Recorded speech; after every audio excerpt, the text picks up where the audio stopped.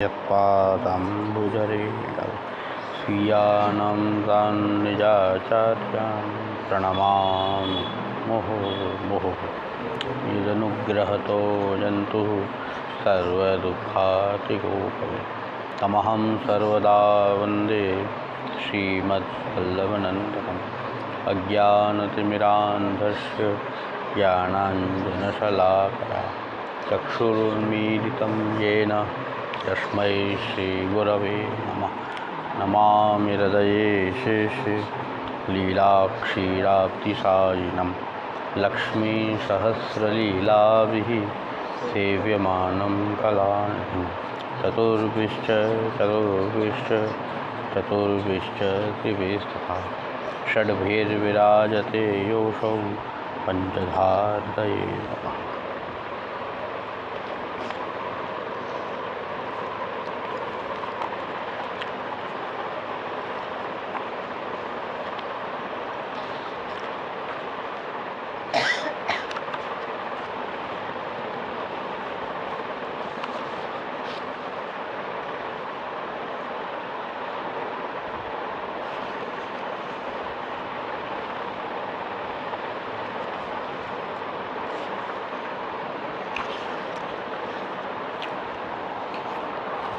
पाछे पूर्णमल गयो तब और वैष्णव राजसी कितने ने कही, जो आज्ञा होए तो हम मंदिर समरावें।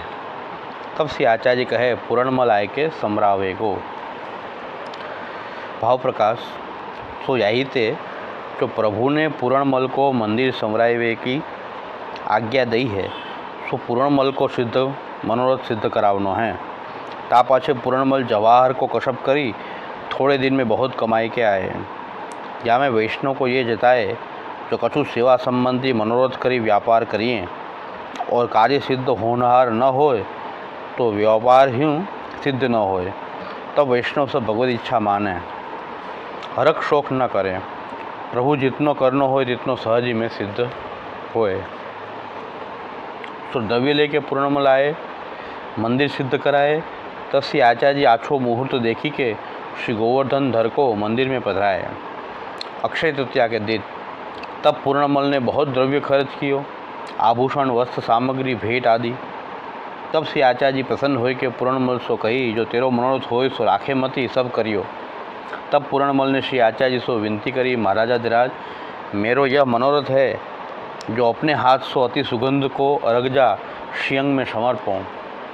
तब श्री आचार्य जी कहे, सुखेन मनोरथ करो। तब पूर्णमल ने अत्यंत सुगंध को अरोगजा सिद्ध करी के सर्वांग में लगाए, बहुत आनंद पाए। तब श्री आचार्य श्रीअंग को प्रसादी उपरना पूर्णमल को उठाए, पाछे द्रव्य बहुत बच्यो, सो पूर्णमल ने श्री आचार्य जी को भेंट कर्यो। सो पूर्णमल को मनोरथ याते भयो, जो पूर्णमल को लीला में नाम चित्रलेखा सखी, याते अपने स्वरूप को ज्ञान भयो। तब श्री आचार्य जी को प्रसन्न जानी मन में विचार कियो, जो मैं मंदिर समराऊँ। मैं मंदिर समरायो सो सेवा तो लीलाओं में मिलत हैं कुंज समारवे की, परंतु श्री आचार्य जी मुख्य श्री स्वामी जी रूप हैं, तिनकी कृपा ते कछु श्रीअंग की सेवा कर लेऊँ। यह विचारी अरगजा लेपन की सेवा श्री स्वामी जी अपने हाथ सो प्रभु को समर्पित हैं। संयोग समय और विप्रयोग समय ललिता जी श्री ठाकुर जी को समर्पित हैं। काहे ते अरगजा श्री स्वामी जी के श्रीअंग के भाव सो है, तो स्वामी जी की कृपा बिना यह सेवा कहाँ मिले। सो श्री आचार्य जी की प्रसन्नता सो पूर्णमल को मनोरथ सिद्ध भयो। सो श्री आचार्य जी प्रसादी उपरना अपनो उठाए, तामे सगरो शरीर पूर्णमल को अलौकिक मानसी सेवा योग्य वह गयो। ताते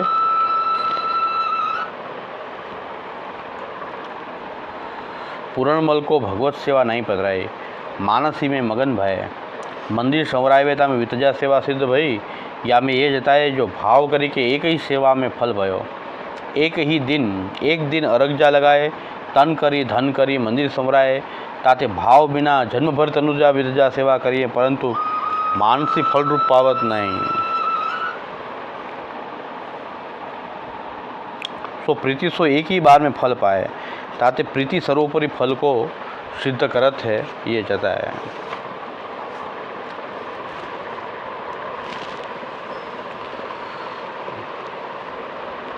વાર્તાનો મૂળ વિષય અત્યારે આપણો એ છે કે આખી આ સૃષ્ટિ જે છે એ ભગવાને પોતાની લીલાર્થ પ્રકટ કરેલી છે. એટલે કેવલ પોતાના આનંદનું ઉચ્છલન એ જ આ સૃષ્ટિ જે છે. કોઈ પ્રયોજન નથી ભગવાનનો. એટલે આમાં કોઈ નિયમ આપણે ઘડી શકતા નથી કે આમ કેમ જે થઈ રહ્યું છે એમાંથી આપણે કંઈક શાસ્ત્રાર્થ ગોતી શકીએ. આખી સૃષ્ટિ જે છે એ ભગવાનના આનંદ, એમાં રહેલો જે આનંદ છે એનું ઉચ્છલન માત્ર છે. આપણે જે કાંઈ નામરૂપ કર્મ જે કાંઈ આપણને દેખાઈ રહ્યા છે એ બધા જ નામરૂપ કર્મ પ્રભુએ લીધેલા છે. પણ એમાં આપણને પ્રભુ જ દેખાતા નથી એટલે આપણને લીલા નથી લાગતી. આપણને નામરૂપ કર્મ તો આપણને પણ દેખાઈ રહ્યા છે. જગતમાં જેટલા બધા પદાર્થો છે એનું કંઈક નામ છે, એનું કંઈક કન્સેપ્ટ છે કે આને આ કહેવાય. નામ એટલે જે આપણે લખીએ છીએ એ નામ નહીં, પણ આ મનુષ્ય છે તો એક મનુષ્યની ઇમેજ આપણી અંદર ઊભેલી છે. કોઈ આ જળ પદાર્થ છે, આ સોફા સેટ છે કે એની કોઈક ઇમેજ બધી આપણા મગજમાં જે ઊભેલી છે એને આપણે નામ કહેવાય છે. શાસ્ત્રીય પરિભાષામાં એ નામ છે. અને એનો જે આકાર જે છે એ રૂપ છે. અને જે કંઈ જેટલા ક્રિયાકલાપો જગતમાં ચાલી રહ્યા છે એ બધું કર્મ છે. નામ, રૂપ અને કર્મ. નામરૂપ કર્મનો અનુભવ તો બધાને થાય છે, પ્રવાહી જીવને પણ થાય છે કે આ બધા નામ, રૂપ અને કર્મ છે એમાં કોઈ ના પાડી શકે એમ નથી. કોઈ નાસ્તિક હોય તોય ના પાડી શકે એમ નથી. પણ જોવાની ખૂબી એ છે કે એ બધું બ્રહ્માત્મક છે.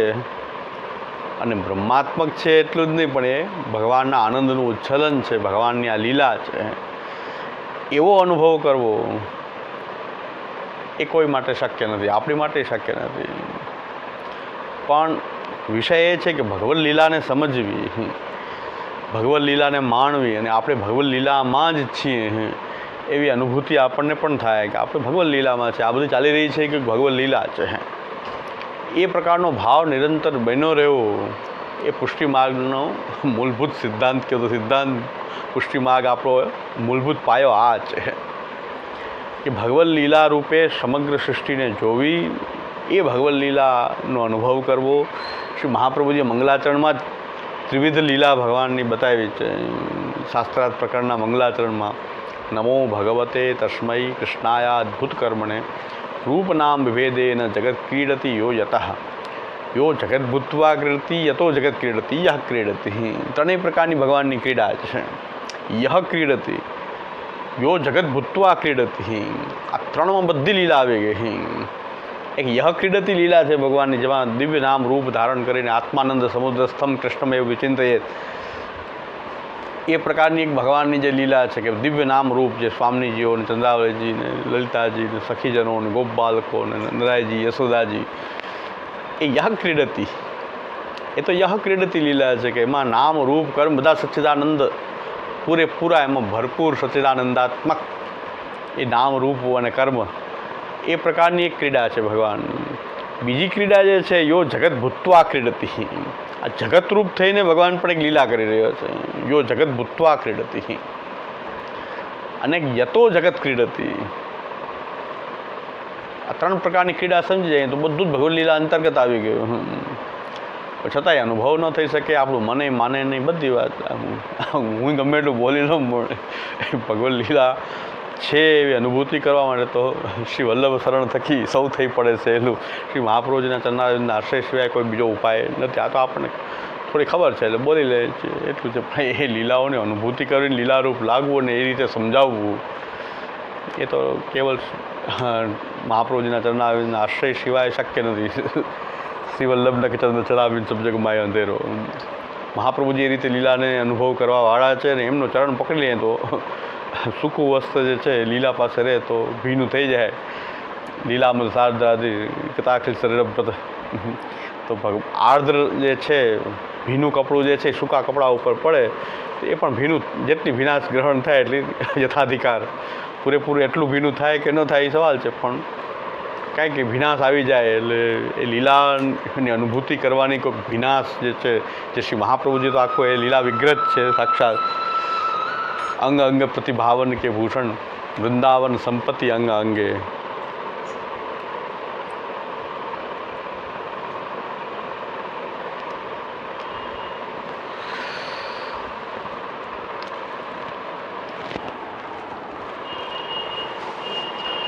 શ્રી મહાપ્રભુજીના ચરણારવિંદના આશ્રય થઈને શ્રી મહાપ્રભુજી પાસે સાનિધ્યમાં તો શ્રી કૃષ્ણ પ્રેમા વિમુક્તિ દહ પણ છે, રાસલીલે કે તાત્પર્ય પણ છે, દરેક જીવને દરેક જીવના સુદાસાર્થકતા છે, સાધન પણ છે મહાપ્રભુજી. એટલે શ્રી મહાપ્રભુજી ચરણારવિંદના આશ્રયથી જ આ બધું પ્રાપ્ત થઈ શકે. આ જાણ્યું હોય તો ખબર પડે કેટલું અશક્ય છે આપણા માટે, આપણા સાધનોથી બધું કેટલું અશક્ય છે. એટલું તો ભાન થાય, આપણી ઓકાત આપણને ખબર પડી જાય કે આપણી કેટલી લાયકાત છે, આપણી ક્યાં સુધીની આપણી ઓકાત છે. બધે ગમે એટલો ફાંકો કોઈને ચડી ગયો હોય કે હું બહુ ભગવદી છું, મહાન તાદર્શી છું, કે કોઈ જ્ઞાની છું, કે સાકાર બ્રહ્મવાદી છું, એ બધું આપણું અભિમાન જે છે આ જાણ્યું હોય તો ઓગળી જાય કે ખાલી આપણે વાંચ્યું જ છે, એવી અનુભૂતિ કરવાને આપણે લાયક કે પાત્ર નથી. તો એટલું તો ખબર પડે આપણને. પણ આ ત્રણ પ્રકારની ભગવાનની ક્રીડા અને લીલા છે જે શ્રી મહાપ્રભુજી આજ્ઞા કરી છે તે છે એ તો નિશ્ચિત છે. આપણે અનુભૂતિ થાય કે એ આપણા અધિકાર અનુસાર છે, પણ છે એ તો માનવું જ પડશે મહાપ્રભુજીના અનુયાયી તરીકે. જો આપણે શ્રી મહાપ્રભુજીના અનુયાયી છીએ તો આપણા ચિત્તમાં તો એમ થતા પડે કે મહાપ્રભુજીની જે આજ્ઞા છે તો ભગવદ લીલા, અને ભગવદ લીલામાં તો કોઈ દોષ હોવાનો સંભવ જ નથી. ત્યાં તો અસંભાવના, વિપરીત ભાવના આદિ શક્ય જ નથી, કરવી પણ ન જોઈએ. ભગવદ લીલા છે, જગતમાં થઈ રહી છે એમાં કંઈક ભગવદ લીલા છે. લીલાના સ્તર ઉપર તો એ પણ એક લીલા છે. જો જગત ભૂતવા ક્રીડતી છે, અને યતો જગત ક્રીડતી પણ લીલા છે ભગવાનની. કે આપણા બધા જે આપણે સુખ દુઃખનો જે અનુભવ કરીએ છીએ ને એ અહંતા મમતાને કારણે કરી રહ્યા છીએ. અને અહંતા મમતાત્મક જે સૃષ્ટિ છે એ તો મિથ્યા છે, એ યતો જગત ક્રીડતી છે. આપણને બીજા કોઈનું એક્સિડન્ટ થયું હોય તો દુઃખ ન થાય, પણ આપણા પરિવારનું કોઈનું થયું હોય તો અત્યંત દુઃખનો અનુભવ થાય છે. કારણ કે અહંતા મમતા આપણી એમાં જોડાયેલી છે. એક અહંતા મમતાત્મક એક સૃષ્ટિ છે સંસાર. હકીકતમાં આ ઘરે મારું નથી, દેહ પણ મારો નથી, આપણે પણ એમાં આપણે માનું જે બેઠા છીએ એક સૃષ્ટિ તો છે કે આપણે નિરંતર આમાં આપણે જીવીએ છીએ. આ ભ્રમમાં જીવતા હોઈએ છીએ આપણે કે આ દેહ મારો છે, આ ઘર મારો છે, આ પરિવાર મારો છે. એક ભ્રમમાં તો નિયમિત આપણે જીવી રહ્યા છીએ, પણ એ પણ ભગવાનની ક્રીડાનો પાર્ટ છે ને. ભગવાનની એક ક્રીડાનો એ પણ એક પાર્ટ, એક ક્રીડા છે આ પ્રકારની. ભગવાન એક સંસાર આસક્ત કરવા તો જ પછી શાસ્ત્ર પ્રણયન તો જ થાય. જો આપણે સંસાર આસક્ત ન થાય તો દેવીજીના ઉદ્ધાર માટે શાસ્ત્રનું પ્રણયન પણ ન થાય. શાસ્ત્ર તો જે અહંતા મમતામાં જે ફસાણા છે એમાંથી બહાર કાઢવા માટે તો શાસ્ત્ર પ્રકટ થયું. વેદાદિ શાસ્ત્ર જો ફસાય જ નહીં તો જો એનું જો બંધન જ ન હોય તો મુક્તિ જ નથી. તો મુક્તિના શાસ્ત્ર બધા ખોટા થઈ જાય, એનું કોઈ પ્રયોજન નથી. કારણ કે બંધાય તો મુક્તિ થાય. તો ભગવાન કંઈક બાંધી રહ્યા છે અહંતા મમતાથી, તો એની એક શક્તિ છે, અવિદ્યા શક્તિ, ભગવાનની એવી શક્તિ છે. અને એ અહંતા મમતાને કારણે બંધાય તો પાછા એમાંથી મુક્તિનું કંઈક શાસ્ત્ર આપણને પ્રકટ થશે, તો આચાર્ય ચરણનું પધારવું પણ થશે. બંધાયેલા હશું તો પધારશે ને. તો બંધાવવું બહુ સારી વાત છે. હું તો એમ માનું કે શ્રી મહાપ્રભુજી પ્રાપ્ત થયા. વહે કે અગ્નિકુંડ સો પ્રગટે શ્રી વલ્લભ ભૂતલાય. આપણા માટે બધા જે બંધાયેલા હતા દેવીજી એને છોડાવવા માટે તો શ્રી મહાપ્રભુજી પધાર્યા. આ સૃષ્ટિ પાછી આપણને ગ્રહ સેવા આદિ ઠાકોરજી ફરી એક અનવતાર કાળમાં પણ પાછો એક અવતાર કાળ પ્રકટ થઈ ગયો. બંધાયેલા છીએ એટલે આ બધું થયું. જો બંધાતા જ ન હોત તો એ ક્રીડા તો છે ભગવાનની. આ પણ એક ક્રીડા છે કે બાંધવું ને પછી પાછું મુક્ત થવું. કોઈક બંધાયેલા રહે, કોઈ મુક્ત થાય. અને કોઈ સૃષ્ટિ એવી છે કે જેને મુક્તિની પણ ચિંતા નથી, બંધાયેલા રહે એની ચિંતા નથી.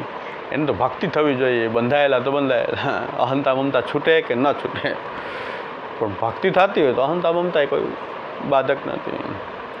તો એક પ્રકારની આ સૃષ્ટિ છે. એ પાછી અહંતા મમતા સ્વીકારી લે કે અહંતા મમતા છે તો છે. પણ અહંતા મમતા જે છે એ આપણી અંદર રહેલી છે. પણ જો ભક્તિ થઈ રહી છે અહંતા મમતાના અંદર, દાસોહમ થઈ રહ્યું છે. શ્રી કૃષ્ણ મારા છે, કૃષ્ણ મમ, કૃષ્ણ મારા છે. એ એક પ્રકારનો સંસાર જ છે. અહંતા મમતા જ છે. પણ અહંતા મમતા છે તો હું અને મારા પણ પ્રભુમાં પણ આવી રહ્યું છે, પ્રભુના પરિકરમાં પણ આવી રહ્યું છે. તો આપણને હંતા મમતાની ચિંતા નથી. એક પ્રકારની આવી સૃષ્ટિ છે, બેફિકર સૃષ્ટિ છે, જે પુષ્ટિ સૃષ્ટિ છે. એને આ બધે કોઈ સાધન નહીં. તો એ આમાં મન વહી ગયું, વૈરાગ્ય નથી આવતો, તમારે આમ નહીં, તો બધું સાધન વ્યર્થ. 5:30 પછી ઉઠ્યા, ભગવાન નહીં મળે, જાઓ. હવે અમને કોઈ ચિંતા નથી. એવી એક સૃષ્ટિ છે. અમુક એવી ચિંતા કરવાવાળી સૃષ્ટિ છે, જ્ઞાન વૈરાગ્ય પ્રધાન સૃષ્ટિ. એ મર્યાદા સૃષ્ટિ છે. એને બંધન બહુ ખરાબ લાગે છે, એને છૂટવું જલ્દી. આપણે છૂટવાની ચિંતા નથી. કારણ કે ઠાકોરજી ભેગા બંધાઈ ગયા હોય તો પછી દામોદર લીલા થઈ ગઈ કે આપણી હંતા મમતાની રસ્સી આપણે થોડીક વધારી અને ભગવાનને લઈ લીધા, સાથે બાંધી દીધા આપણે. એટલે આ નવીન દામોદર લીલા છે આપણી, કે આપણે તો બંધાણા, તો આપણે ઠાકોરજીની બ્રહ્મ સંબંધની પ્રક્રિયા હતી, ઠાકોરજીને પણ બાંધી લીધા. એ દામોદર લીલા થઈ ગઈ, પાછી બાંધવાની લીલા થઈ ગઈ. ભગવાનને પણ અમારા ઘરમાં આપે બંધાઈને રહેવું પડશે. અમે ઘરમાં બંધાયેલા છે, તો આપ પણ વૈકુંઠમાં રહેવે નહીં ચાલે, આપે અમારી સાથે બંધાવવું જશે. તો હવે અમને હંતા મમતાની કોઈ ચિંતા, કારણ કે આપે આ હંતા મમતાની દોરીથી આપ પોતે બંધાઈ ગયા. આજે જે વૈષ્ણવ કહેતા હતા કે ભાઈ ગોકુલમાં એક રૂમનું ભાડું મહિનાનું 5,000 રૂપિયાનું લાઇટ બિલ અલગ. મેં કીધું તો જુનાગઢમાં 3 BHK 7,000 રૂપિયા મળે છે. તો એના કરતાં ગોકુલનો રેટ વધારે છે. 5,000 6,000 રૂપિયા ભાડું એક રૂમનું.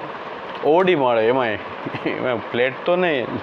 ફ્લેટ તો 20-25 હજારનું ભાડું હશે મને લાગે, જો ફ્લેટ આપે 3 BHK. તો ગોકુલમાં આવી પરિસ્થિતિ. મને કહે ગોકુલવાસ કેમ કરો? મેં કીધું આપણે ગોકુલમાં જ છીએ. મહાપ્રભુજી ગોકુલને ઘરમાં જ થાય પૂછે તો ગોકુલવાસ કેમ થાય આમાં? તો કેટલું મોંઘું થઈ ગયું. કાંઈ કરવાની જરૂર જ નથી. આપણે જ્યાં રહીએ છીએ ત્યાં ગોકુલ આવે સામેથી. એ વિશે મહાપ્રભુજીને માર્ગની સાધના પ્રણાલીને સમજવી જોઈએ આપણે, કે ગોકુલ અહીંયા આવશે, ગોકુલ પ્રકટ થઈ જશે. આપણે ગોકુલમાં જ તો છીએ. એટલે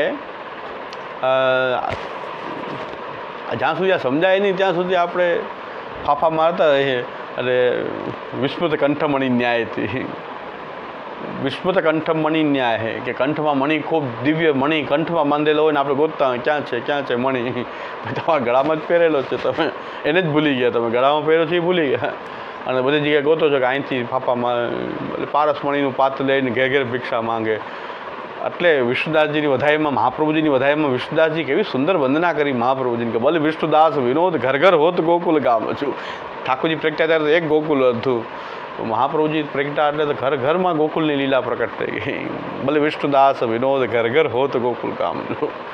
એ વિષ્ણુદાસજી જે માનસીમાં મગ્ન રહેતા અને ગુસાઈજી પાસે રહીને એમને બધા માયાવાદીઓને પરાસ્ત કરતા, એક વિષ્ણુદાસ છીપાની આ વધાય છે કે નિરંતર માનસીમાં મગ્ન રહેતા. હા, અને ગુસાઈજીના દ્વારપાલ તરીકે બહાર બેસતા, માયાવાદી આવે તો એમ કહેતા કે તમારે શું કરવું છે? કે અમારે ચર્ચા કરવી ગુસાઈજી સાથે, પહેલાં મારી સાથે શાસ્ત્રાર્થ કરી લેવો. એવું શાસ્ત્ર તૈયાર હતું કે એ માયાવાદીઓ સાથે પોતે શાસ્ત્રાર્થ કરતા. ગુસાઈજીને એમ થયું કે હવે કેમ કોઈ વાદી આવતા નથી. પછી બધા વૈષ્ણવે કીધું કે વિષ્ણુદાસ નીચેથી નિરુત્તર કરી દે છે, બધાને જવાબ આપી દે છે. પછી એમ થાય કે માયાવાદીને પણ એમ થતું કે આને ગુરુ પાસે જવાથી, જો નીચે ચોકીદાર જ જો શાસ્ત્રાર્થ કરી લેતો હોય તો ગુરુ પાસે જઈને બહુ ફજેતી સાથે વધારે ગુરુ કેવા હશે. એટલે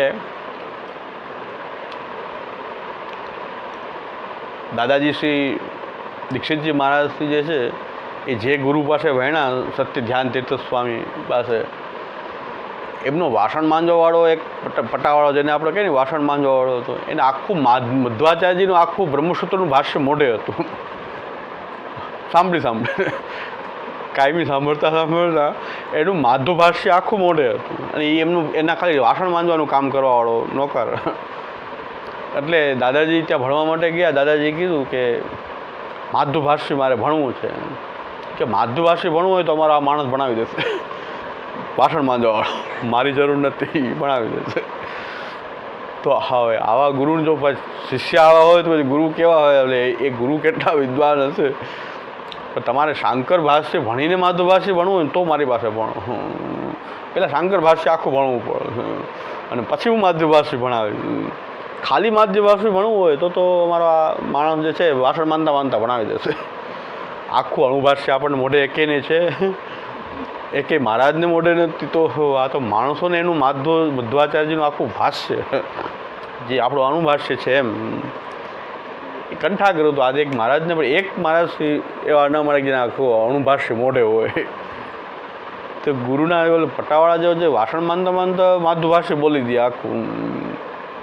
આ પ્રકારની વિદ્વતા હતી. એમ વિશ્વદાસજી ગુસાઈજી પાસે વિશ્વદાસ છીપા માયાવાદીઓને પરાસ્ત કરતા. એટલે ગુસાઈજીએ કહ્યું કે કોઈ વાદી એવા આવતા જ નથી, પણ વિશ્વદાસની બહાર બેઠા ચોકીદાર તરીકે એ ચોકીદારીની સેવા કરતા ગુસાઈજીની. એમણે આ વધારે ગાય છે, ભલે વિશ્વદાસ વિનોદ ઘર ઘર હોત ગોકુલ ગામ છું. મહાપ્રભુજી તો ઘર ઘર ગોકુલ પધાર્યું. ગોકુલ આપણા કંઠમાં છે અને આપણે પાસે એમ 5,000 રૂપિયા હવે ગોકુલવાસ કરવો કે જરૂર જ નથી, જરૂર જ નથી. એ શ્રી મહાપ્રભુજી છે આપણા આચાર્ય ચરણ. એવા આચાર્ય છે કે જેમને આવું કરી બતાવ્યું. એ ગોકુલને અને ગુસાઈજી ગોકુલનું સ્વરૂપ વ્રજનું સ્વરૂપ માટે આખો ગ્રંથ શ્રી ગોકુલાષ્ટક શ્રી ગુસાઈજી લખ્યો છે. એની ટીકાઓ આપણે જોઈએ તો ખબર પડે કે વ્રજનું સ્વરૂપ શું છે. એ બધું ઘરમાં સ્થાપેલું છે. એ જોવાની ખૂબી એ છે કે ગોકુલાષ્ટક સમજીએ તો આપણને આપણું ઘરમાં જે ગોકુલ છે એ સમજાય જાય. ઘરમાં જે વૃંદાવન ગોકુલ બધું જ થઈ રહ્યું છે લીલા, એ ગુસાઈજીએ બહુ સુંદર રીતે એ સમજાવ્યું છે. કારણ કે ભગવાનનો એ શ્રીઅંગનો એ વિસ્તાર જ આ લીલા સ્થલી હોય છે. તો પ્રભુ બિરાજે તેનું તેજ થોડું છુપાયેલું રહે, એ વિસ્તૃત થવાનું જ છે. જો સાક્ષાત પૂર્ણ પુરુષોત્તમનું બિરાજવું તો પછી એના જે તેજ રૂપ કયો કે એની શક્તિ રૂપ કયો કે સુગંધ રૂપ કયો એમાં આ વ્રજ વગેરે રહેલું જ છે. તો એનાથી પોતાના તેજને સૂર્ય પોતાના તેજને છુપાવીને કેમ રહી શકે? એમ ભગવાન બિરાજશે તો એનું તેજ પણ ત્યાં આ વ્રજમંડળના રૂપમાં જ્યાં પ્રકટ થયા વગર રહી કેમ શકે? તો આપણા ઘરની અંદર મહાપ્રભુજીએ સ્થાપી દીધું છે. એટલે આપણો સંસાર પણ આ રીતે. અને હવે અહંતા મમતાની ચિંતા શું કામ કરવી જોઈએ? અહંતા મમતાની ચિંતા શું કામ કરવી જોઈએ? ભક્તને એ ચિંતા નથી હોતી. ભક્તને એક જ ચિંતા હોય છે કે ભક્તિ થવી જોઈએ, સેવા થવી જોઈએ. અહંતા મમતા રહે તોય ઠીક છે, જ્ઞાન હોય તોય ઠીક છે, વૈરાગ્ય હોય તોય ઠીક છે, પણ ભક્તિ કે સેવા થવી જોઈએ. આપણી સેવા આપણી ભક્તિ છે, પણ ભગવત સેવા અને ભગવત કથા ન છૂટવી જોઈએ. એ આપણો પુષ્ટિ માર્ગની સાધના પ્રણાલી બધા કરતાં અલગ છે. આવું ક્યાંય નથી. આ તો મહાપ્રભુજી જ બતાવેલું છે કે ભક્તની ચિંતા સેવાની હોય છે કે મારી સેવા થવી જોઈએ, મારી ભક્તિ થવી જોઈએ. બાકી અહંતા મમતા રહે તોય વાંધો નથી, ભલે રહે. એટલે અહીં જુનાગઢમાં એક વૈષ્ણવ હતા, એમને 20 વર્ષ સુધી તાવ આવ્યો. તેમ તાવ રહે ની કાંઈ ચિંતા નથી, મારે એક દિવસ સેવા ન છૂટતી તો ભલે તું આવ.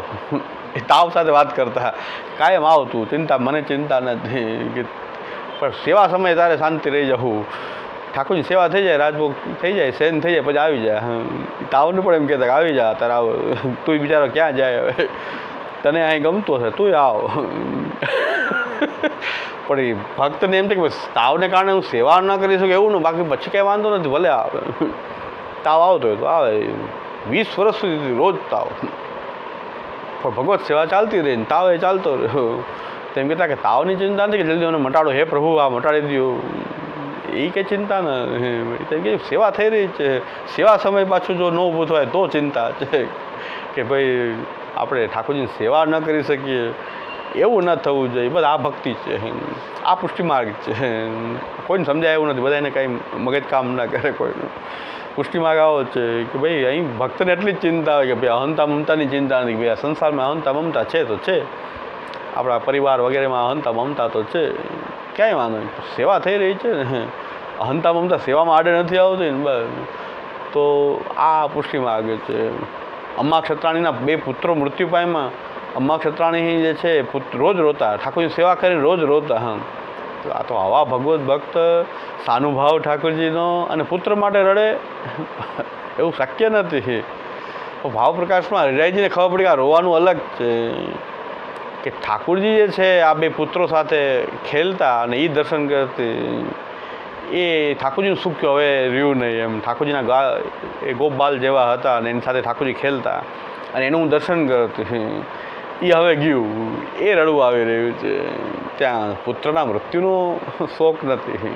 તો ભક્તિની ક્યાંક અલગ જ વાત છે. પુષ્ટિ માર્ગની આ બધા હાઈટ છે, પુષ્ટિ માર્ગની આ ટોચ છે, હાઈટ છે. આપણે બધા તો હાય હોમાં નાના વસ્તુમાં હાય હો કરવાવાળા જ છીએ. હું પણ આપણે બધા sailing in the same boat. અંગ્રેજીમાં એમ કહેવાય છે કે we are sailing in the same boat. એટલે આપણે એક જ નાવમાં બધા પથિક છે કે નાની એવી કંઈક આવી જાય તો પણ આપણે ચિંતા દૂર થઈ જાય. આપણે બધા એ જ છીએ. આ તો હાઈટ આ છે પુષ્ટિ માર્ગ કે ભગવદ લીલાની જો આપણને સમજાય કે આ એક ભગવદ લીલા રૂપ છે અને એ દ્રઢ થઈ જાય તો આપણે પણ આ હાઈટ આવી શકે છે. ન આવી શકે એવું નથી, કારણ કે એક એક પગથિયું ચડતા ચડતા ત્યાં પહોંચી શકાય, ન પહોંચી શકાય એવું નથી. કારણ કે મહાપ્રભુજી માર્ગ તો બધા માટે આપ્યો છે, બધા માટે આ જ માર્ગ બતાવ્યો છે. એ ત્યાં સુધી પહોંચી ગયા, આપણે ન પહોંચી શકીએ એવું નથી. શ્રી મહાપ્રભુજીની કૃપાથી, ઠાકોરજીની કૃપાથી આપણે પણ ધીરે ધીરે ધીરે લીલા અવગાહન કરતાં કરતાં આત્માનંદ સમુદ્રસ્તમ કૃષ્ણમય વિચિંતયે તસ્માત સર્વમ પરિત્યજ્ય નિરુદ્ધૈ સર્વદા ગુણાઃ સદાનંદ પરેર ગયા સચ્ચિદાનંતા તથા. શ્રી મહાપ્રભુજી આનો ઉપાય બીજો કાંઈ નથી, સેવા કથા, સેવા કથા. તસ્માત સર્વમ પરિત્યજ્ય નિરુદ્ધૈ સર્વદા ગુણાઃ સદાનંદ પરેર ગયા સચ્ચિદાનંતા તથા. બધું છોડી માથાકૂટ અને ભગવાનના ગુણોનું ગાન કરવું જોઈએ, ભગવાનના ગુણોનું ગાનમાં મગ્ન થઈ જવું જોઈએ. મહાપ્રભુ એમ કે સદાનંદ પરેર ગયા, સદાનંદ એવા કૃષ્ણમાં પરાયણ થઈને, કૃષ્ણનું નામ પણ સચ્ચિદાનંદ આનંદથી ભરેલું છે. જેવો આનંદ ભગવાનમાં ભરેલો છે એવો નામમાં પણ ભરેલો છે, એની લીલામાં પણ ભરેલો છે, ગુણમાં પણ ભરેલો છે. એવા ભગવાન આનંદાત્મક જે ભગવાનનો ગુણ છે એનું ગાન કરવું જોઈએ. અને સદાનંદ પરાયણ, એ સદાનંદ રૂપ શ્રી કૃષ્ણમાં પરાયણ થઈને આપણે રહેશું અને ગુણગાન કરતા રહેશું, સેવા કરતા રહેશું તો સચ્ચિદાનંદતા તથા આપણી અંદર પણ એ સચ્ચિદાનંદાત્મકતા એ પ્રકટ થઈ જશે. લીલા અનુભૂતિ પણ થવા માંડશે. આ એક આખો કોર્સ છે આપણો. એટલે આ પૂર્ણ ક્ષત્રિયની વાર્તાનો મુખ્ય વિષય આપણે અહીં એ છે કે ભગવદ લીલા જે થઈ રહી છે સર્વ બ્રહ્માત્મક છે પણ બ્રહ્મ જ દેખાતો નથી. બધું લીલાત્મક છે પણ લીલા જ દેખાતી નથી. આપણને નામરૂપ કર્મમાં આપણે ગૂંચવાઈ ગયા, આસક્ત થઈ ગયા, યા કે દ્વેષ થઈ ગયો, યા દુઃખ થઈ ગયું, યા સુખ થઈ ગયું. પણ આપણે અટવાઈ ગયા છે ખાલી નામરૂપ અને કર્મમાં. એની પાછળ રહેલો જે બ્રહ્મ જે છે, સચ્ચિદાનંદ જે શ્રી કૃષ્ણ છે, જે આનંદાત્મક છે, સદાનંદ છે, એ ભૂલાઈ જાય છે બધી જગ્યાએ. એ વિસ્તૃત થઈ જાય છે, કૃષ્ણ ભૂલાઈ જાય છે. એટલે અહીં સમુદાયે સમજાવ્યું છે કે આ સ્થિતિએ પહોંચવું હોય કે લીલાનો અનુભવ કરવો હોય, આ જગતને પણ એક લીલારૂપ જોવું હોય, તેની માટે આપણી કોઈ ઇન્દ્રિય એવી નથી કે જે લીલારૂપ જોઈ શકે, ભગવાનને જોઈ શકે, લીલાને જોઈ શકે. એવી કોઈ દિવ્ય દૃષ્ટિ આપણી પાસે નથી, કે આપણી પાસે એવી કોઈ ઉપકરણ નથી કે જેના દ્વારા આપણે લીલાને જોઈ શકીએ. તો એના માટે 4 ઉપકરણ શ્રી મહાપ્રભુજી આપેલા છે. એ પુષ્ટિ માર્ગનો સિદ્ધાંત છે. આ સિદ્ધાંતથી આપણે લીલાને સમજવાની છે, લીલા દૃષ્ટિ કેળવવાની છે અને એ લીલાની અનુભૂતિ કરવાની છે. આ 4 ઇન્સ્ટ્રુમેન્ટ કહો તો ઇન્સ્ટ્રુમેન્ટ, ઇન્દ્રિય કહો તો ઇન્દ્રિય તરીકે આપણી અંદર એક ઇન્દ્રિય તરીકે એનો વિકાસ થવો જોઈએ. એમાં પ્રથમ શરણાગતિ છે કે શરણાગતિથી આપણને આ લીલા અનુભૂતિ આપણે કરી શકીએ કે આ જે આખી સૃષ્ટિ લીલાત્મિકા છે, આખું પ્રભુની આ લીલાત્મિકા સૃષ્ટિ છે એનો અનુભવ કરવા માટે આપણે એ ઉપકરણ આપણી પાસે બીજું મહાપ્રભુજી આપ્યું હોય તો એ શરણાગતિનું છે. એ શરણાગતિ એટલે વિવેક, ધૈર્ય અને આશ્રય, આ ત્રણેય વસ્તુ પરિપૂર્ણ હોય એવું એક શરણાગતિ. અને એ શરણાગતિમાં વિવેક ધૈર્યાશ્રયનો પાઠથી શરૂઆત કરીએ કે વિવેક ધૈર્યાશ્રયનો પાઠ કરીએ. પાઠ એટલે અર્થનું અનુસંધાન કરીએ. તો વિવેકનું સ્વરૂપ, ધૈર્યનું સ્વરૂપ, આશ્રયનું સ્વરૂપ એનો આપણે પાઠ કરીએ, ત્યાંથી શરૂઆત થાય આપણી. તો કે ભાઈ આ શરણાગતિનું આ ઉપકરણ આપણે ધારણ કરવું છે. આપણે જેમ આંખ ધારણ કરી, કાન ધારણ કરી, કે આંખ નબળી હોય તો આપણે ચશ્મા પહેરી લે, કે ભાઈ આંખ નબળી પડે તો ચશ્મા પહેરી લે. પણ ભગવદ લીલા સમજવા માટે કોઈ ચશ્મા કામમાં નહીં. આ ચશ્મા છે આપણા શરણાગતિ, સમર્પણ, સેવા અને ભક્તિ. આ 4 ઉપકરણ મહાપ્રભુજી આપેલા છે. શ્રી મહાપ્રભુજી જ આપેલા છે. મહાપ્રભુજી સિદ્ધ કરાવી શકે, એ મહાપ્રભુજી જ આપણા હૃદયમાં સ્થાપી શકે, બીજા કોઈનું સામર્થ્ય નથી. હું તો એમ માનું છું કે જાણી લે, ચાલો વિવેક ધૈર્યાશ્રય જાણી લે. પહેલાં વિવેક ધૈર્યાશ્રય આવવો એ તો શ્રી મહાપ્રભુજી, ત્યારે પાછું બાજુ મહાપ્રભુજીના ચરણનો જ આશ્રય કરવો પડે કે એમની કૃપા હોય તો વિવેક ધૈર્ય આશ્રય. વિવેક ધૈર્યાશ્રય છે ગ્રંથમાં ભણીએ, ભણવું જોઈએ, સમજવું જોઈએ. સમજવાથી જ ખબર પડશે. કારણ કે જે સેવાનો આવડી બધી પુસ્તક છે, આપણાથી આમાં કાંઈ બનવાનું નથી તો વાંચ્યું શું કામ? એટલે વાંચતા જ નથી ઘણા લોકો કે આમાં આટલું બધું કંઈ કરવાનું જ નથી. આપણે આવી સેવા તો આપણે કરવાની જ નથી. તો આટલું બધું વાંચવાથી કન્ફ્યુઝ થવું ને બહુ મગજમાં ધારણ કરવું, આ બધું દરેક ગ્રંથોની પરિસ્થિતિ આપણી આવી છે કે આપણે ગ્રંથ જોવામાં આપણને તકલીફ છે. ભલે આપણે કરી શકીએ ન કરી શકીએ એ બધી પછીની વાત છે, પણ કરવાથી એટલો ફાયદો થશે. અધ્યયન કર્યું હશે તો ફાયદો કે વિવેકનું આવું સ્વરૂપ છે. આપણે તો શરણાગતિમાંય બરાબર ચાલવા લાયક નથી. આપણને એવો વહેમ થઈ જાય, નહીં તો કે હું કંઈક મહાન કંઈક જ્ઞાતા છું, જ્ઞાની છું, ભક્ત છું, કે તાદૃશી કોઈ ભગવત ભક્ત છું, કે એવો ઘણા વહેમ થઈ જાય છે. ઘણાને હળદરના ગાંઠી ગાંધી ઘણા થઈ જાય ને ઘણા એવો વહેમ ધારણ થઈ જાય. પણ જો આપણે બરાબર અધ્યયન કરીએ તો ખબર પડે કે શરણાગતિ પણ આપણી છે કે ક્યાં. તો મને તો એવું લાગે છે મારામાં કે મેં કીધું શરણાગતિનો ભાવ જ નથી. સમર્પણ સેવાની વાત તો શું કરીએ, છતાં ઠાકોરજી સેવા લેતા હોય તો એ ઠાકોરજીનું મહાત્મ્ય જ છે, એનું બળપણ કહેવાય કે એ સેવા માનતા હોય તો. બાકી સેવા શરણાગતિ જ આપણી નથી, કે જે વિવેક ધૈર્ય આશ્રય સંયુક્ત જે શરણાગતિનું સ્વરૂપ હોય. અને શ્રી મહાપ્રભુજી એવી કૃપા કરી છે કે આ વિવેક ધૈર્યાશ્રય કૃષ્ણાશ્રયનો કોઈ પાઠ કરે તો એની શરણાગતિ દ્રઢ થઈ જશે. એટલી કૃપા છે શ્રી મહાપ્રભુજીની, એવી કૃપા છે આ ગ્રંથ માધ્યમથી. ગ્રંથ સર્વે રસરૂપ કીધા પોતાને સિદ્ધાંત, એવી રસાત્મકતા છે ગ્રંથની. કારણ કે રસો વૈશ સાક્ષાત ભગવાનનું સ્વરૂપ છે. એ જ રસાત્મકતા જે છે એ આ ગ્રંથોની પણ બતાવી છે કે ભાઈ આ ગ્રંથો પણ એવા રસાત્મક છે. એટલે ગ્રંથોના પાઠ કરવાથી એમ થશે કે આપણે તો શરણાગતિમાં પણ નથી. શરણાગતિનું સ્વરૂપ આવું છે. સેવા ભક્તિ કે સમર્પણની શું વાત કરવી. શરણાગતિમાં પણ વિવેક ધૈર્ય અને આશ્રય આ ત્રણેય આવી ગયું તો લીલાનુભૂતિ તો શરણાગતિથી પણ લીલા દેખાવા માંડશે ભગવાન. લીલાનુભૂતિ આ ખાલી અષ્ટાક્ષરના જપથી પણ થઈ શકે એવું નથી. અષ્ટાક્ષરના જપને પણ કોઈ પકડી લેવામાં આવે, શ્રી કૃષ્ણ શરણમ શ્રી કૃષ્ણ શરણમ, કોઈ દુઃખ આવે ત્યારે બધા લોકોને ભગવાન નામ તો બધા લેવા માંડે. તો ઘણા લોકો શું કહે કે દુઃખ આવે એટલે ભગવાન નામ લ્યો તો દુઃખ દૂર થઈ જાય. હરિસ્મૃતિ સર્વ વિપદ વિમોક્ષણમ, ભાગવત કહે છે હરિસ્મૃતિ સર્વ વિપદ વિમોક્ષણમ. બધી વિપત્તિઓ દૂર કરવાની રીત છે હરિનું સ્મરણ. કારણ કે હરિ તો ભગવાન દુઃખને હરનારા છે. એટલે હરિનું સ્મરણ જે છે એ સર્વ વિપત્તિ, એટલે વિપત્તિ આવે એટલે બધા હરિ હરિ હરિ હરિ કરવા માંડે એટલે આપોઆપ થવા માંડે. બધા વિપત્તિ આવે ને કોઈ રસ્તો ન દેખાય ત્યારે તો સર્વાત્મના શરણાગતિ થઈ જ જાય. શ્રી કૃષ્ણ હરિ હરિ બધા કરવા માંડે, હે ભગવાન બચાવો, આમાંથી બચાવો. તો પુષ્ટિ માર્ગની દ્રષ્ટિ એવી નથી. આપણે હરિહરિ એટલા માટે ન કરી છે કે સર્વ વિપદ વિમોક્ષણમ. ભાગવત કહે છે પણ ભાગવત કંઈક અલગ દ્રષ્ટિ કહે છે. હરિસ્મૃતિ સર્વ વિપદ વિમોક્ષણમ. કારણ કે વિપત્તિ એ જ છે કે હરિને ભૂલી જવું. વિપત્તિ એટલે હરિને ભૂલી જવું એ જ વિપત્તિ છે. પાછું સ્મરણ થઈ ગયું તો વિપદ વિમોક્ષણમ. હું એવું સમજો છું ભાગવતમાં એમ કીધું કે હરિસ્મૃતિ સર્વ વિપદ વિમોક્ષણમ. ભૂકંપ આવ્યો ને ત્યારે, કારણ કે પાછો 3 તારીખે એક વખત ભૂકંપ આવી ગયો, 26 જાન્યુઆરી, પાછી 3 તારીખ પાછી આગાહી હતી કે 3 તારીખ પાછો આવશે. લોકોના જીવ આમ કે આ તો આવ્યો તો ખબર ન પડી. આ તો પહેલાં કાંઈ ખબર તો ઓછી તો આવી ગયો ને વયો ગયો ખબર ન પડી. પણ 3 તારીખવાળો ભયાનક પાછો આવશે તો શું થશે.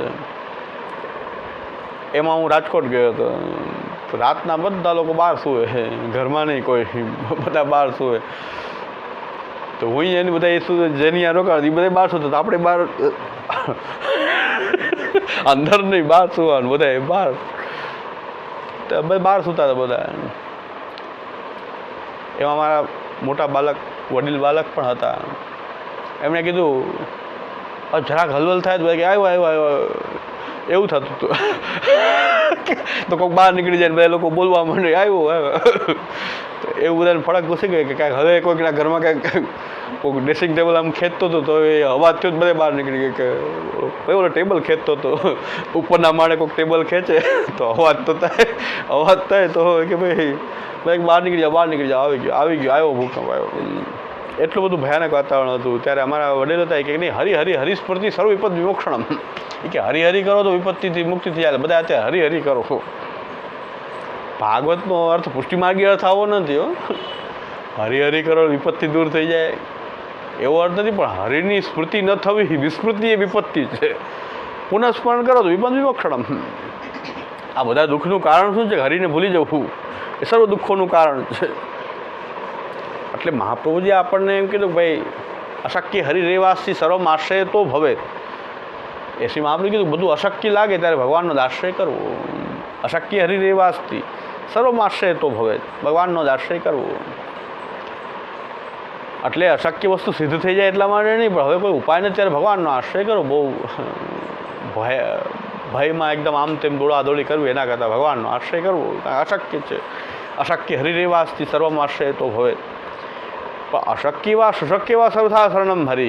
શરણાગતિ તો ખાલી અશક્યમાં જ નહીં, સુશક્ય જે શક્ય છે એમાં પણ ભગવાનનો જ આશ્રય હોવો જોઈએ. પ્રભુ જ કરતા કાર્યતા હરિ જ છે. એટલે આપણે ત્યાં પણ અષ્ટાક્ષર, કોઈ વિપત્તિમાં અષ્ટાક્ષર તો આપણે કરીએ છીએ, શ્રી કૃષ્ણ શરણમ તો આપણે કરીએ છીએ, પણ આપણો ભાવ વિપત્તિને દૂર કરવાનો નથી.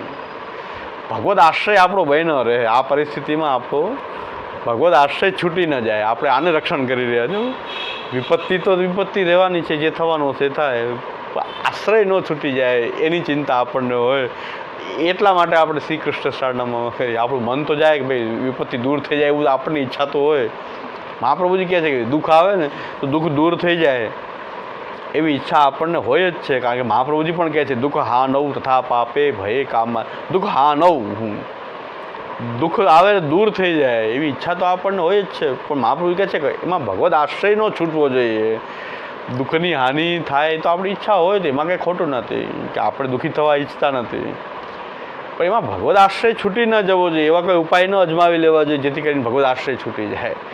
આ પુષ્ટિ માર્ગનું જેને કહેવાય ને પહેલું સ્ટેપ છે. આ કેવો દિવ્ય માર્ગ હશે કે આમાં કેમ બધા ચાલી શકે. બધા કે પુષ્ટિ માર્ગની સંખ્યા ઓછી, મેં કીધું ઓછી જ હોય ને.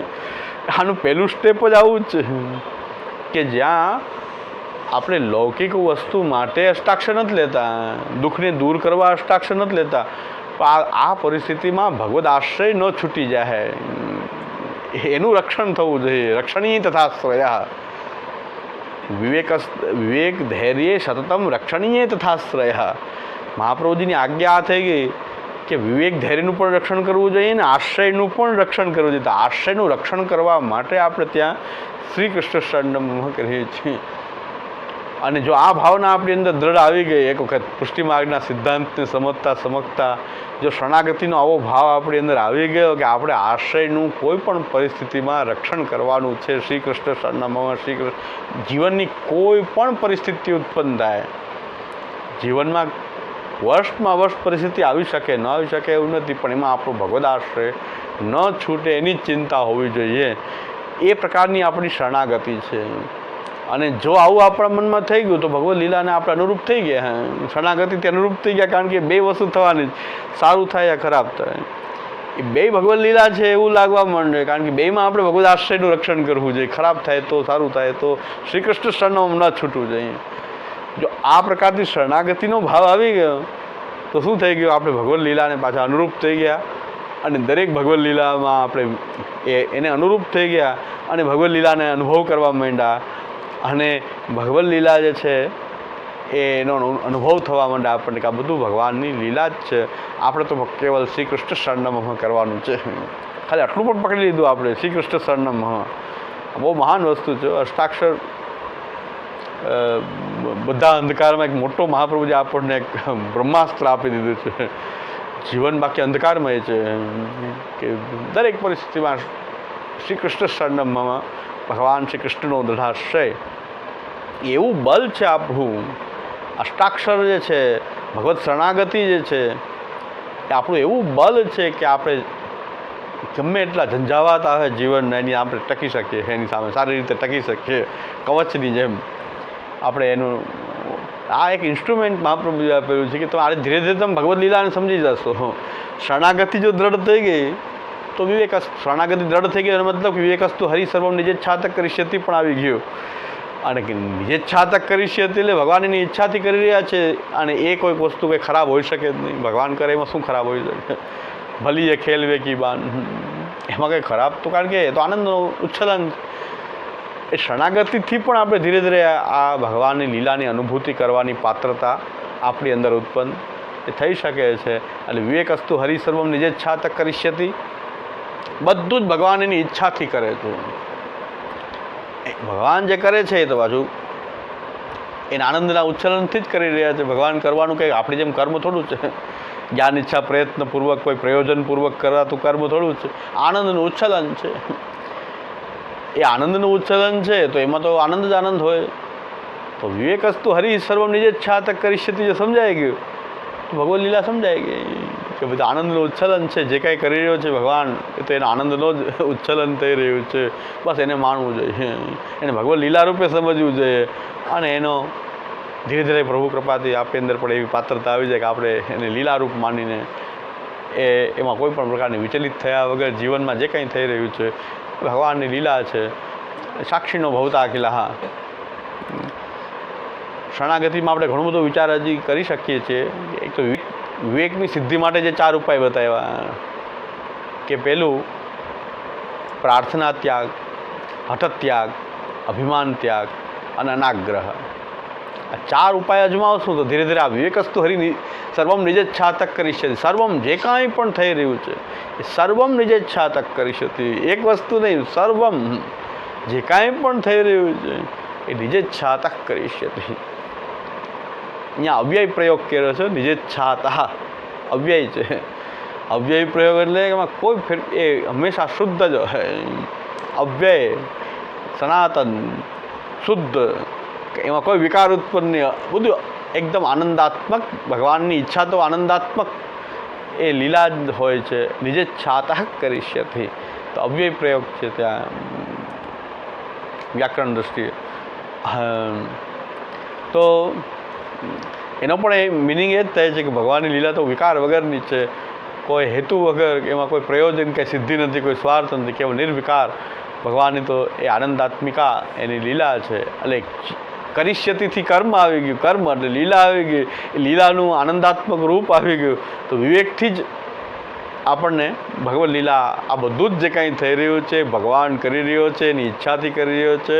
અને એ પ્રભુ લીલાર્થ, આખી સૃષ્ટિ એ લીલાર્થ કરી રહ્યો છે એ વિવેકથી સમજાય છે. કે પણ એ વિવેકને સમજવા માટે પણ આપણને આ વિવેક કેમ આપણી અંદર આવે એના માટે 4 ઉપાય શ્રી મહાપ્રભુજી આપ્યા છે. કે ભાઈ પહેલાં તો પ્રાર્થના કરવાનું છોડી દઈએ.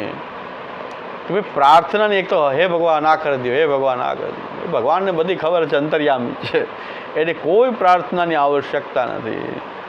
તો પ્રાર્થિત એવા તથા કિમ સ્યાત સ્વામ્યભિપ્રાય સંશયાત. આપણને સ્વામીનો અભિપ્રાય શું છે એમાં સંશય એ આપણે જાણી જ નથી શકતા કે એનો અભિપ્રાય શું છે. તો પ્રાર્થના કરવી ન જોઈએ, પ્રભુ હિત જ કરશે એવો દૃઢ વિશ્વાસ એ રાખવો જોઈએ. શ્રી મહાપ્રભુજી આપણને આવું સ્વરૂપ છે શ્રી મહાપ્રભુજીનું કે મહાપ્રભુજી જ્યારે ભૂતલ ઉપરથી આશ્રમ વ્યામો લીલા કરી ત્યારે પણ એ જ આજ્ઞા કરી, સેવ્ય સ એવ ગોપીશો વિધાસ્યતિ અખિલમ હિના. આપણે તો આપણા ઠાકોરજી શ્રી ગોપીશ પ્રભુ જે આપણા જે ઠાકોરજી જે છે એની સેવા કરવી, નિરંતર સેવા કરવી, એ આપણું જે કાંઈ આપણા હિતનું હશે એ બધું જ એ સિદ્ધ કરશે. આલોક પરલોક બધું જ, આલોકનું પરલોકનું બધું જ. તો વિધાસ્યથી અખિલમ એ આપણું બધું જ સિદ્ધ કરશે. આપણે એમની સેવા કરવી છે, આપણી શરણાગતિમાં રહેવું છે, સેવા કરવી છે, સમર્પણથી રહેવું છે.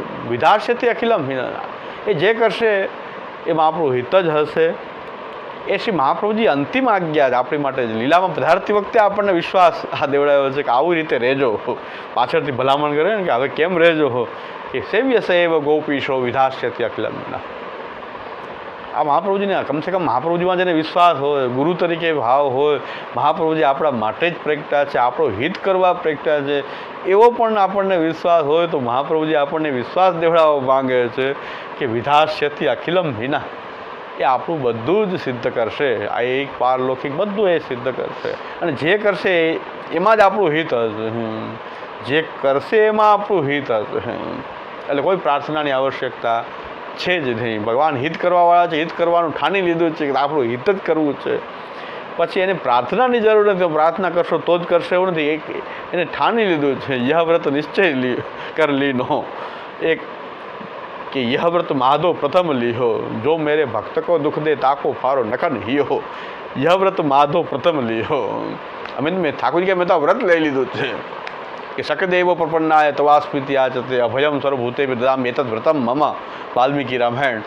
તો વાલ્મીકી રામાયણ ભગવાન કીધું કે બધાને મારી એક વખત શરણાગતિ આવી જાય પછી એનું રક્ષણ કરવું એ તો મારું વ્રત છે. રામચંદ્રજી આજ્ઞા કરે છે કે એક વાર પણ હે પ્રભુ આપની હું શરણમાં છું એમ કહી દે તો સકદેવ પ્રપન્નાય તવાસ્પિતિ યાચતે અભયમ સર્વભૂતેભ્યો દદાભી એતમ વ્રતમ મમ. તો જે પ્રપન્ન થયેલો છે સર્વાત્મના એની રક્ષા કરવી એ તો મારું વ્રત જ છે. અમે વ્રત ધારણ કરેલું છે. ભગવાન કે યહ વ્રત માધો પ્રથમ લ્યો. તો આપણા માટે ભગવાને વ્રત ધારણ કરેલું છે એટલે પ્રાર્થનાની કોઈ આવશ્યકતા ઉત્પન્ન થતી નથી. કેવળ શું કરે છે એની પાસે લીલા રૂપની શાંતિથી થોડુંક ધૈર્ય રાખી અને ભગવદ લીલાને જોવી કે શું પ્રભુ કરી રહ્યા છે, કેવી રીતે કરી રહ્યા છે, થોડુંક ધૈર્ય રાખીને એ લીલાને એ જોવી. તો પ્રાર્થના છોડશું તો એક વિવેક ઉત્પન્ન થશે કે ભગવાન આપણું હિત જ કરે છે. શા માટે પ્રાર્થના કરીને અવિશ્વાસ ઉત્પન્ન કરવો?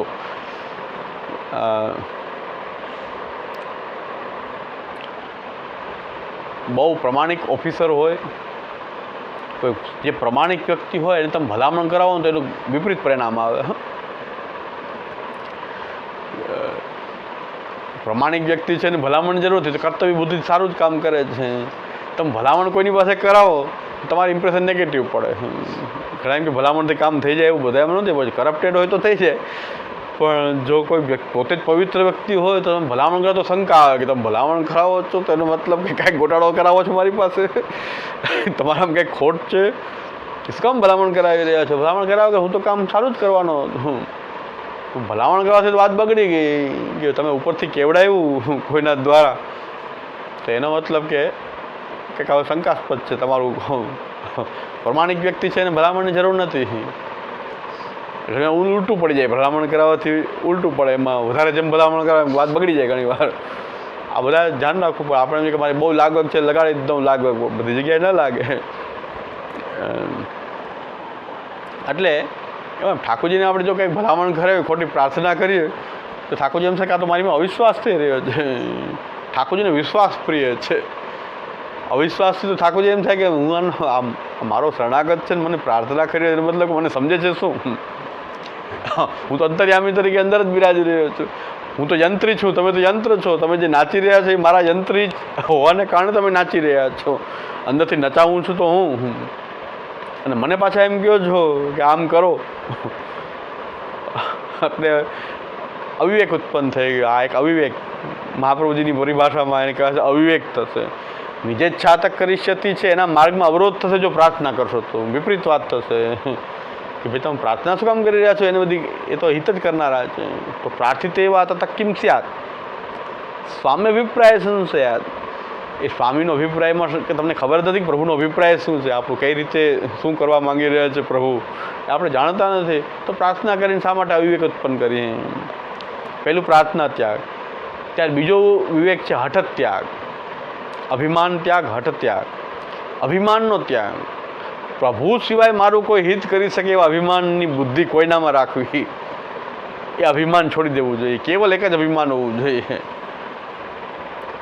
ઢાડીલામ કીર્તનમાં આવે છે કે હમ હરિ કે હરિ હે જુ હમારે સોને લીખજુ કાઢી. હમ હરિ કે હરિ હે જુ હમારે, બસ આના સિવાયનું અભિમાન બીજું કે હું પ્રભુનો છું, પ્રભુ મારા છે, આના સિવાયનું અભિમાન ગ્રહને કારણે થયું. આજનો દિવસ સારો નથી, આજનો આ વરસ સારું નથી, આ ભૂમિ સારી નથી, આ ભૂમિને કારણે આમ થઈ રહ્યું છે, આ ગ્રહને કારણે આમ થઈ રહ્યું છે. મહાપ્રભુ કહે છે અભિમાન, આ બધો અવિવેક છે. શરણાગત તરીકે આ બધો અવિવેક છે. સબ ભૂમિ ગોપાલ કી, બધી જગ્યા ભગવાનની છે, બ્રહ્માત્મક છે, બધું જ પ્રભુનું જ છે. એમાં આ સારું, કાલ પણ પ્રભુનું સ્વરૂપ છે, કાલ પ્રભુનો અધિકારી છે. એમાં આ સારું છે ને આ ખરાબ છે ને આના કારણે થયું. કાલ ખરાબ સારું એ લીલા છે ભગવાનની. અમુક કાલને સારું ગણ્યો, અમુક કાલને ખરાબ ગણ્યો.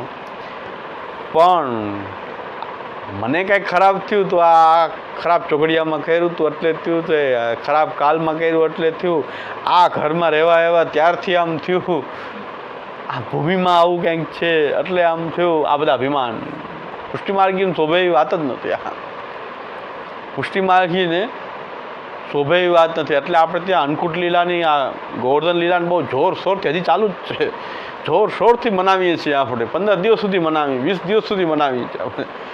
કારણ કે આઠમથી શરૂ થાય છે. કીર્તન તો બહુ પહેલેથી શરૂ થઈ જાય, પણ ઉત્સવના રૂપમાં આઠમથી શરૂ થાય અને અક્ષય નવમી સુધી આ ચાલે અન્નકૂટ લીલા. એમાં ઇન્દ્રમાન ભગમાં આવે કે બરખંડેરી હમારે ગોકુલનાથ સહાય. તારે જેટલું વરસ હોય અમારે તો ગોકુલનાથ બે તારે જેટલું વરસ હોય વરસ બરખંડેરી અમારે ગોકુલનાથ સહાય.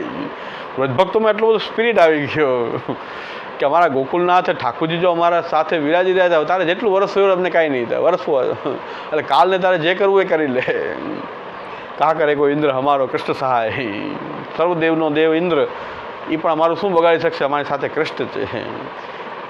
આ વાત ભક્તોને ગોપ બાળકોને બધાને હૃદયમાં ઠસાયેલી હતી કે જેટલું વરસ હોય વરસી લે, જેટલી વિપત્તિ આવે કોઈ પણ વિપત્તિ આવી તો આવી જાય. વરખંડેરી અમારે ગોકુલનાથ સહાય. અમારી સાથે ઠાકોરજી છે એટલે આવવા દો, જે આવ્યું વિપત્તિ ભલે આવી જાય. એટલે અમારા એક બહુ મિત્ર હતા, આમ તો મોટા ઉંમરના વડીલ, એ જ્યોતિષના એક્સપર્ટ, અને મારા પ્રત્યે એને બહુ લાગણી હતી. એટલે રસ્તામાં મળી જાય ક્યારે, એ પણ વકીલ હતા, એટલે મળી જાય તો પણ મને કહે છે હવેથી આટલો કાલ તમારો ખરાબ આવે છે, ધ્યાન રાખજો. તમારી પ્રત્યે મને બહુ લાગણી એટલે કહું છું કે કાંઈક તમારે ઝપાટ જે કાંઈ થતું હોય તમારે એ તમે બીજું કાંઈ કરો નહીં, ગ્રહના ઉપાય તો ન કરો, પણ તમારે જે ઝપાટ થતું હોય કરવા માંડો, બહુ સમય ખરાબ. મને કીધું 7.5થી શરૂ થાય છે, 7.5 વર્ષ રહેશે, આ ઉથલ પાથલ થશે, થવા દો. બરખંડેરી અમારે ગોકુલનાથ સહાય. એ મને બધી સૂચી, મારા પ્રત્યે ભાવ, મારા જન્માક્ષર બધું એની પાસે જ છે. એટલે મને સૂચના એને એવું લાગે છે કે તો હવે આ સમય આમ આવે છે, હવે બહુ ઝંઝાવાત થવાનું છે, તમારા જીવનમાં આમ થશે ને તેમ થશે. હજુ સુધી આમનો ચાલ્યો, આમ જે થવું હોય થાય જ કરે છે. તો જે કંઈ થવું હોય થાય, એમાં નવું કાંઈ છે નહીં. એ ઝંઝાવાત તો આવે, નીકળી જાય પાછા. 7:30 ક્યારે પૂરી થઈને ક્યારે લાગી એ મને ખબર નથી, પણ એ મને કહી જતા બધું. હવે તો મારે અમદાવાદ રહેવા વયા ગયા છે. બાકી જ્યારે મળે ત્યારે મારો જ્યોતિષનું કાંઈક ફોરકાસ્ટ કાંઈક ને કાંઈક કરે. મેં કીધું મને એમાં ઇન્ટરેસ્ટ નથી, મેં કોઈ દી એમ કીધું નથી કે મને કાંઈ વાંધો નહીં. મેં કીધું સાહેબ તમે ચિંતા કરવામાં, અમારા ઝપાટ ચાલુ જ છે. મેં કીધું અમે ઝપાટ શું કરીએ? મેં કીધું ગોકુલનાથ સહાય. એને તો એમ કહેવું પડે કે અમારે બધું ચાલુ જ છે.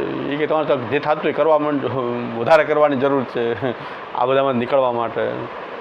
તો મેં કીધું અમારે તો દસમા શરૂઆતના નિત્યમ શ્રી કૃષ્ણ શરણમમાં એના સિવાય તો કોઈ અમારી પાસે કંઈ છે નહીં. એટલે એ બહુ સારા જ્યોતિષ, આમ એને શોખનો વિષય. પાછા પોતે હું વકીલ, જ્યોતિષકાર છે નહીં, પણ મારા માટે સ્પેશિયલ જોતા છે કે મારો આ રસનો વિષય છે અને તમારા પ્રત્યે કે મને બહુ લાગણી છે. એટલે હું કહી દઉં છું કે હવે કે તમારા પિતાશ્રીનો ભાઈ માનું છું, તમે મારા ભત્રીજા છો. સાચી તમારો પ્રેમ, મેં કીધું સારી વાત, બધી વાત સાચી જ છે, પણ કીધું બહુ મુવામાં મને બહુ ઇન્ટરેસ્ટ નથી. જે થવું હોય તો છેલ્લે મૃત્યુ તો નિશ્ચિત છે, એનાથી વધારે શું થાય? મૃત્યુ. બીજું અમે તો આલોક પરલોક બધું જ પ્રભુને આપણે ઠાકોરજીને સમર્પિત કરી દીધું છે, તો હવે આપણે કોઈ ચિંતા કરવી ન જોઈએ, થવા દેવું. એટલે કીર્તનમાં આવ્યા એટલે આપણે જોરશોરથી મનાવીએ કે ભાઈ જેટલું વરસવું હોય ઇન્દ્રને વરસી લેવા દો, જેટલું અમારું શું બગાડી શકશે, કારણ કે અમારો એક જ સહાય છે, ગોકુલનાથ સહાય. એટલે આપણે ઓલા મરચાં લીંબુ બાંધો, મરચાં લીંબુમાં વિશ્વાસ રાખો. ઘણાને એમ થાય કે નજર નહીં લાગે, મરચાં લીંબુ લટકાવી દે. એ બીજા માટે બરાબર છે, પ્રવાહી જીવો માટે બરાબર. ચાલો હવે આપણે, મને એ વિચાર આવે દુકાનો માટે દેવા નીકળે એટલો બધો થેલો લઈને. એવું જોતો મેં કીધું જો આને મરચાં લીંબુ વિશ્વાસ એટલો ઠાકોરજીમાં આપણે રાખતા નથી. આને મરચાં લીંબુમાં એટલો વિશ્વાસ છે કે આને આપણે પ્રભુ પર નથી રાખતા, મરચાં લીંબુમાં એને વિશ્વાસ છે. એના ઉપરથી આપણને એમ થાય કે આપણે ઠાકોરજીની શરણે હોવા છતાં ઠાકોરજીમાં આપણને એટલો વિશ્વાસ નથી. એટલે આપણે શરણાગતિનું સ્મરણ કરવું એના માટે બરાબર. પ્રવાહી જીવોને તો આવું કંઈક વિશ્વાસ દેવડાવવો જ પડે, નકર તો સાવ ન માને. એટલે એને આવો વિશ્વાસ દેવે તો કાંઈક એને અલૌકિક શક્તિમાં કાંઈક તો વિશ્વાસ થાય, નકર તો એ પાછળ સાવ કાંઈ માને નહીં. એટલે એને એની માટે બરાબર છે, એવું બધું એની માટે ચાલે. આપણી માટે તો કેવલ ગોકુલનાથ સહાય સિવાય બીજો કોઈ ઉપાય આપણે હોવો જ ન જોઈએ. મનમાં અભિમાન આવવું જ ન જોઈએ. આ વિવેક છે, અભિમાન કહેવાય કે આનાથી આ થાય, આનાથી આ થાય, આ દેવતાથી થાય, આ મંત્રથી થાય, આ ક્રિયા કરવાથી થશે, આ ગ્રહથી થશે, આ આનાથી થશે. એ બધું જે છે એ અભિમાન છે. એ અભિમાન છોડી દઈએ તો મહાપ્રભુ કહે ધીરે ધીરે વિવેક તરફ ગતિ કરશો. ક્યાંક વિવેક ક્યારેક તો આવશે વિવેક. અવિવેક છૂટે તો વિવેક આવે ને. અવિવેક છે આ બધા. અવિવેકને છોડ. આ પુષ્ટિ માર્ગમાં એવું એક દૂષણ ઘુસાડી દીધું બધાએ કે દોષ જોવાનું મહાપ્રભુજી ક્યાંય કીધું જ નથી. ક્યારેય કોઈના દોષ ન જોવો, એમાં જ મરી જાય આપણે. દોષ જોવું હોય તો આપણે એક બહુ મોટી વસ્તુ જ છે કે ભાઈ આપણે કોનાથી સંગ કરવો, કોનાથી બચવું. આ મહાપ્રભુ બધી ત્યાગ કરવાનું કહે છે એ દોષરૂપ તો છે. અભિમાન દોષરૂપ છે, હા પ્રાર્થના દોષરૂપ છે. તો દોષ તો જોઈ રહ્યા છે ને મહાપ્રભુજી, અને એનો ત્યાગ કરવાનું કહે રહ્યા. દોષ જોયા વગર ત્યાગે કેમ કરશો એ તો વાત બનો. દોષ જોયા વગર તો ત્યાગ પણ નહીં કરી શકીએ, બચી નહીં શકીએ. તો મરી જ જવાનો રસ્તો અપનાવી લીધો આપણે, આત્મઘાત અપનાવી લીધો. આ દોષ ન જોવા, દોષ ન જોવા. ભાઈ સંન્યાસીનો નિયમ હતો, કેવલ સંન્યાસીઓ માટે હતો કે એને બધું છોડીને વનમાં રહેવું હોય. ભાઈ દોસ્તો હવે એ આપણી જેમ દોઢા ગ્રહસ્થી છે, એને જોવો પડે દોસ્તો. એ દોઢા ગ્રહસ્થી છે, આપણા કરતાં 5 સ્ટાર આશ્રમ એ રાખે. એ દોઢા ગ્રહસ્થી છે. પહેલાં તો સંન્યાસી વનમાં રહેતા હતા, અને એને હવે દોષ જોવાનું શું કામ છે? એને તો વનમાં રહીને ભગવાનનું ચિંતન કરવું જોઈએ. પણ હવે તો એ પણ ગ્રહસ્થી જ છે ને, દોઢા ગ્રહસ્થી. આપણા કરતાં દોઢા ગ્રહસ્થી છે સંન્યાસી પણ. કારણ કે અબજોની સંપત્તિ રાખીને બેઠા હોય તો પછી હવે એ દોષ તો બધા એને જોવો પડશે. એટલે એને ખતરો બાદ ચેલાથી જોઈએ કે, કારણ કે ચેલા પદ્ધતિ હોય ને કે મહંત કોણ થાય કે ચેલો હોય પછી મહંત આવ્યો. હવે આ 80-90 વર્ષથી જીવા જ કરે ને, છોડે નહીં. તો કે હું હવે 50-60નો થઈ ગયો, હું ક્યારે મહંત બનીશ? આ છત્ર ચમર ક્યારે લાગશે મારે? તો આને ઉડાડો. તો ચેલા જ હકીકતમાં ગુરુને સંન્યાસીઓમાં એવું બનતું હોય, ઉડાડી દે કે તો આ જાય તો ક્યાંક હું મહંત થાઉં ને. પુષ્ટિ માર્ગમાં તો શું છે કે બીજા કોઈને ચાન્સ મળતો જ નથી. પુષ્ટિ માર્ગ વંશ એના સિવાય બીજા કોઈને ચાન્સ મળતો નથી. નહીં તો અહીં ખતરો હોય.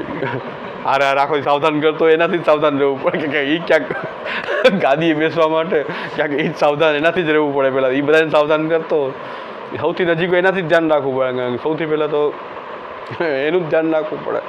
આ તો વંશ પરંપરા એને ખબર છે કે આમ બીજું ગમે એ થાય આમ ભગવદી પડું બતાવીને થોડુંક આત્મસંતોષ લઈ લે, બધું ગ્રુપ જમાવીને આજ્ઞા કરીને એમ થાય કે હું પણ ક્યાંય ગુરુપદે છું. બાકી ઓમ તો પદ હાથમાં આપણે ત્યાં આવતું નથી.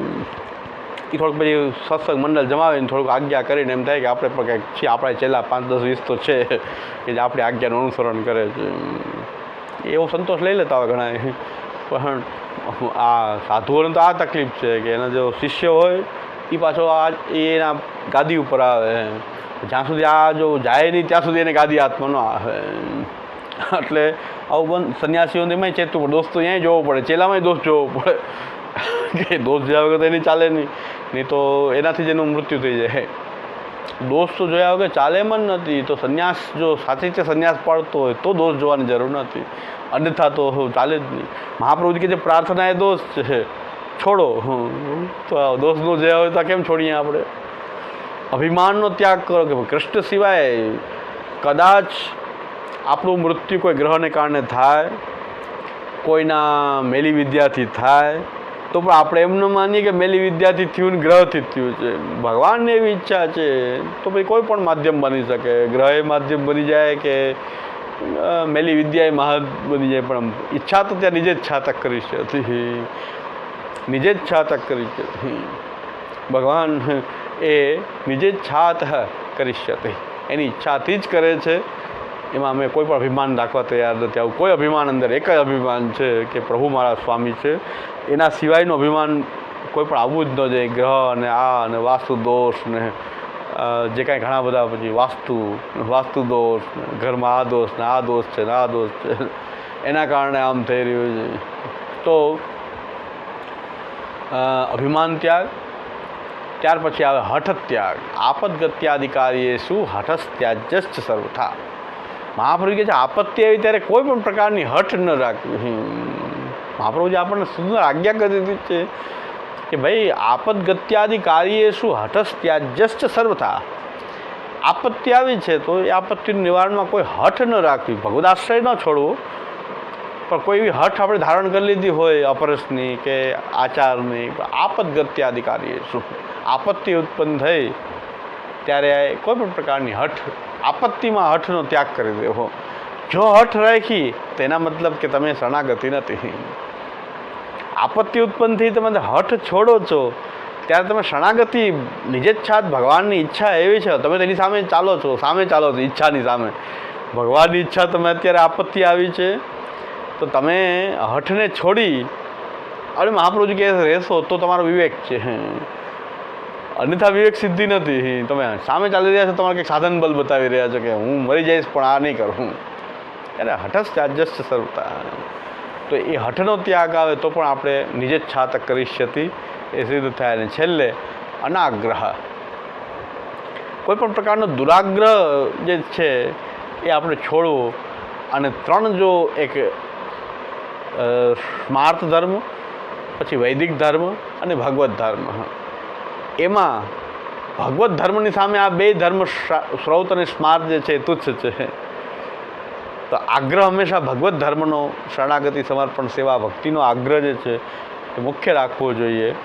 એટલે બાકીમાં અનાગ્રહ રાખવો જોઈએ અને કોઈ પણ પ્રકારનો દુરાગ્રહ ધારણ ન કરવો જોઈએ. તો આ ચાર રીત આપણે જો અજમાવીએ ધીરે ધીરે, આ ચાર ઉપાયને અજમાવીએ તો વિવેકની સિદ્ધિ થઈ જાય. વિવેકસ્તુ હરિ સર્વમ નિજેચ્છાત કરીષ્યતિ. અને નિજેચ્છાત કરીષ્યતિ એવું લાગે તો પછી ભગવત લીલા, આપણને ભગવાનની લીલા છે એવું જ શરણાગતિથી પણ લીલા અનુભૂતિ. આ રીતે નિજેચ્છાત કરીષ્યતિ વિવેક, ધૈર્ય, આશય સાથે આપણે શરણાગતિને સમજીએ તો શરણાગતિથી ભગવત લીલાને અનુરૂપ થઈ શકીએ, લીલાને માણી શકીએ, સમજી શકીએ, અનુભૂતિ કરી શકીએ. અને લીલામાં આનંદ જ હોય છે. ત્યાં સુખ દુઃખ નથી હોતું, લીલામાં આનંદ જ હોય છે. તો એ નિરંતર આપણે એ ભગવત લીલાના આનંદમાં મગ્ન રહી શકીએ. તો આ શરણાગતિથી હજી આપણે ધૈર્ય પણ લઈ શકીએ, આની અંદર આશ્રય બધું લઈ શકાય છે. પંચશ્લોકીમાં ષડવિધ શરણાગતિ, આ બધું આપણે આમાં સમજીને આ એક શરણ માર્ગ આખો બને. અમે ગયા વખતે હમણાં અમદાવાદમાં જે પ્રવચન કર્યું એમાં પૂરેપૂરું આ શરણ માર્ગનું વિવેક ધૈર્યાશ્રય, કૃષ્ણાશ્રય, આ પંચશ્લોકી અને ગોપીનાથજીનો સપ્તવિધ ભક્તિ માર્ગ, એ બધાનું એક જ સંકલન એક જ પ્રવચનમાં કરીને આખું એક શરણાગતિ અમદાવાદમાં જે શિબિર ગયા વર્ષે થઈ છે 6 મહિના પહેલાં, એમાં પૂરેપૂરું આ એક શરણ માર્ગ આખો બને છે. આ બધી વસ્તુ સમજીએ ત્યારે વિવેક ધૈર્યાશ્રય, કૃષ્ણાશ્રય, પંચશ્લોકી અને